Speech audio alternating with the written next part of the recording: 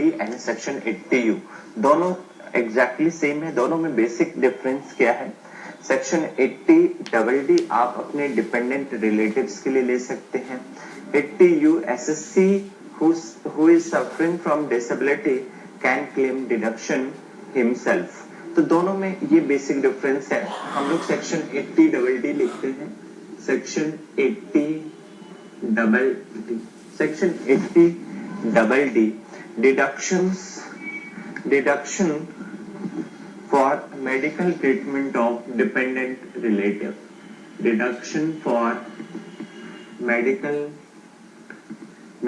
treatment of dependent relatives, medical treatment of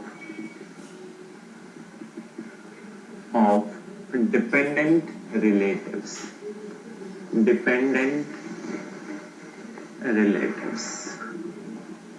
ये heading लिखते हैं डिपेंडेंट रिलेटिव्स। और सेक्शन 80U ये भी एग्जैक्टली सेम है।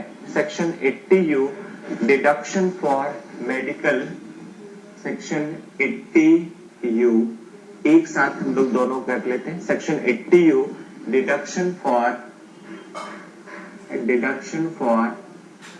Medical treatment of SSC, medical treatment of SSC himself or herself suffering from disability,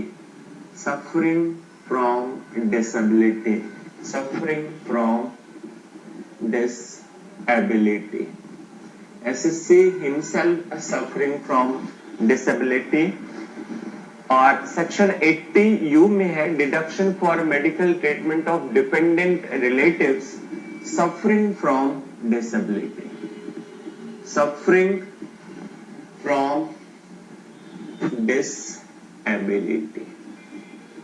दोनों में basic difference ये है। 80 आप अपने किसी डिपेंडेंट रिलेटिव्स का मेडिकल ट्रीटमेंट करवाते हैं, वो इज सफरिंग फ्रॉम डिसेबिलिटी, तो सेक्शन 80 में डिडक्शन मिलेगा।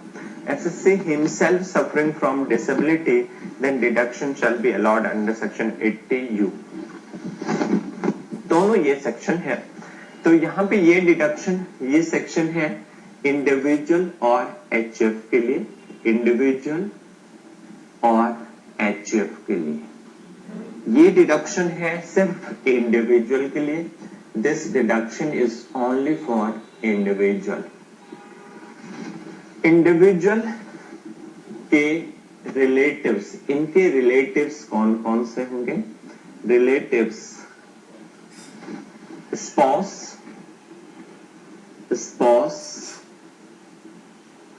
चिल्ड्रन,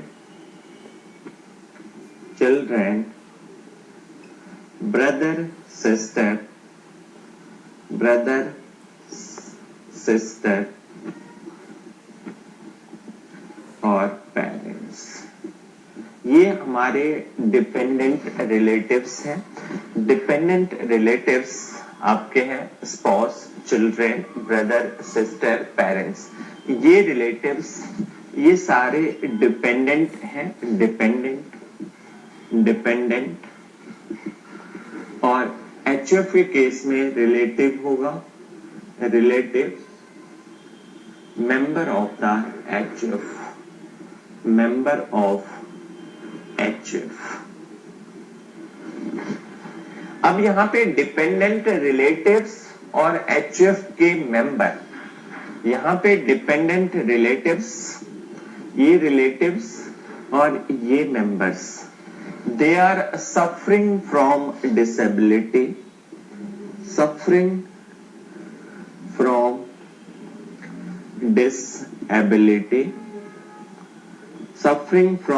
disability, और डिसेबिलिटी कितनी है? नॉर्मल डिसेबिलिटी है या सेवरे डिसेबिलिटी है? नॉर्मल डिसेबिलिटी, नॉर्मल डिसेबिलिटी कहा गया है 40% और अबव। 40% और above disability है, then it is normal disability. 40% or above, but less than 80%, but less than 80%, यानी 40% या उससे ज्यादा डिसेबिलिटी हो, मैक्सिमम डिसेबिलिटी लेस देन 80%, 80% से कम होनी चाहिए. अगर 80% है then it is severe disability, severe disability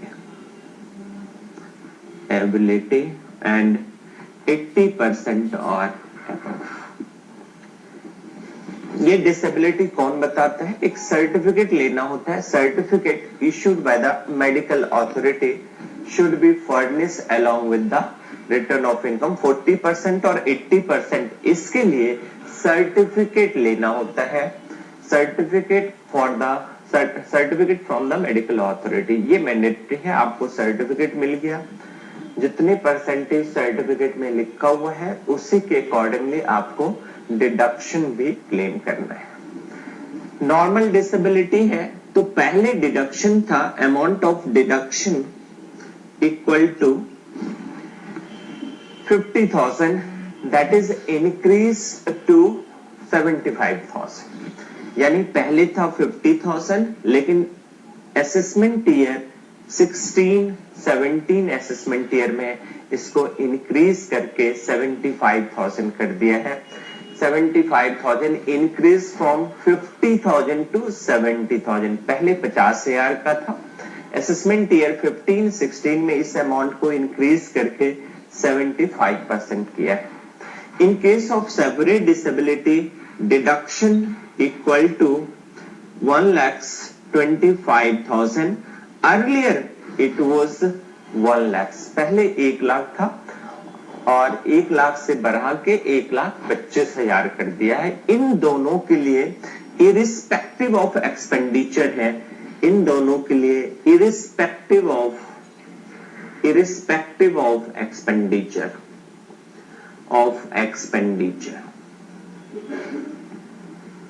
irrespective of expenditure, चाहे आप खर्चा करो या ना करो, ये फिक्स अमाउंट है. 75,000 का डिडक्शन और 1,25,000 इन केस ऑफ सेवरे डिसेबिलिटी, ये फिक्स डिडक्शन है. फिक्स्ड अमाउंट ऑफ डिडक्शन यहां पे लिख दें तो कोई दिक्कत नहीं है. Amount of fixed amount of deduction, ये डिडक्शन फिक्स है.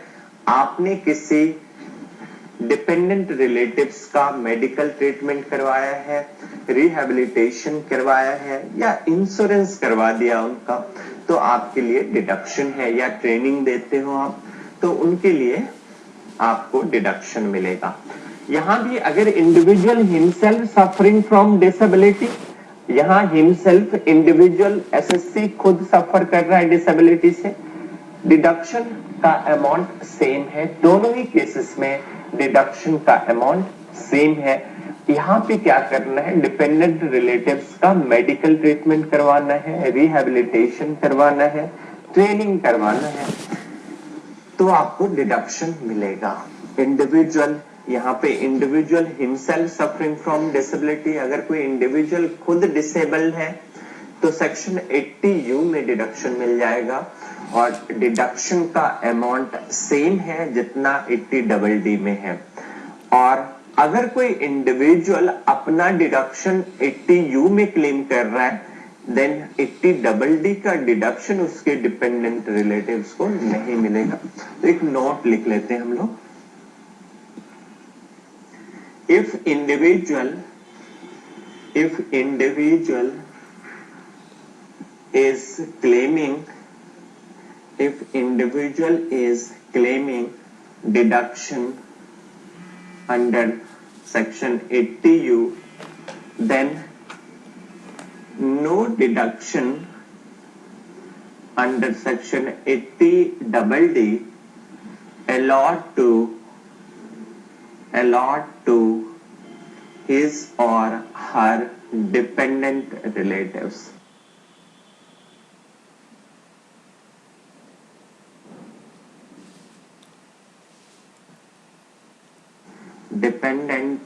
Relatives, dependent relatives. अगर इंडिविजुअल खुद अपना डिडक्शन 80U में क्लेम कर रहा है तो उसके डिपेंडेंट रिलेटिव्स को 80DD में डिडक्शन नहीं मिलेगा। तो ये पॉइंट्स हैं और यहां पे हमें डिडक्शन मिलता है, deduction for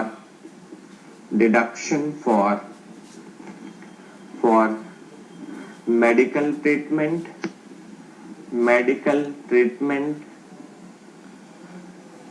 deduction for medical treatment,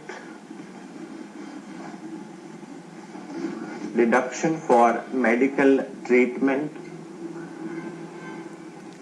deduction for rehabilitation, deduction for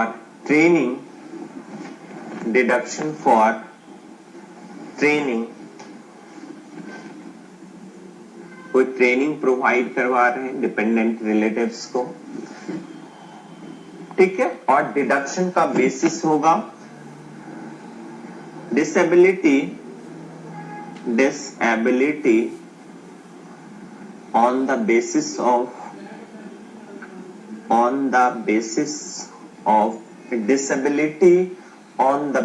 of certificate issued by the medical authority,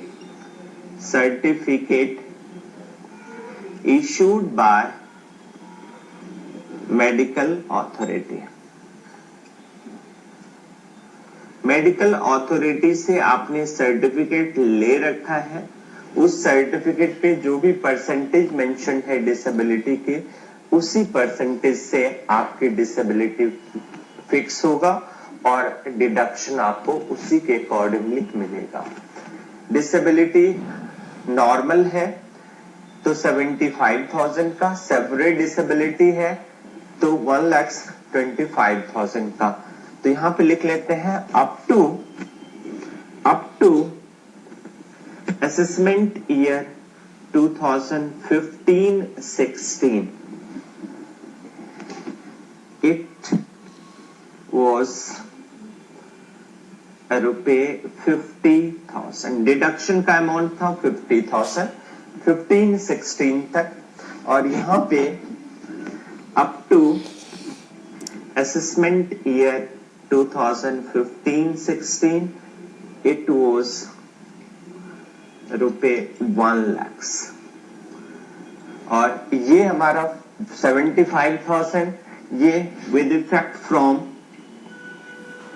assessment year 2016-17, हमारा 16-17 असेसमेंट ईयर से 75,000 हो गया।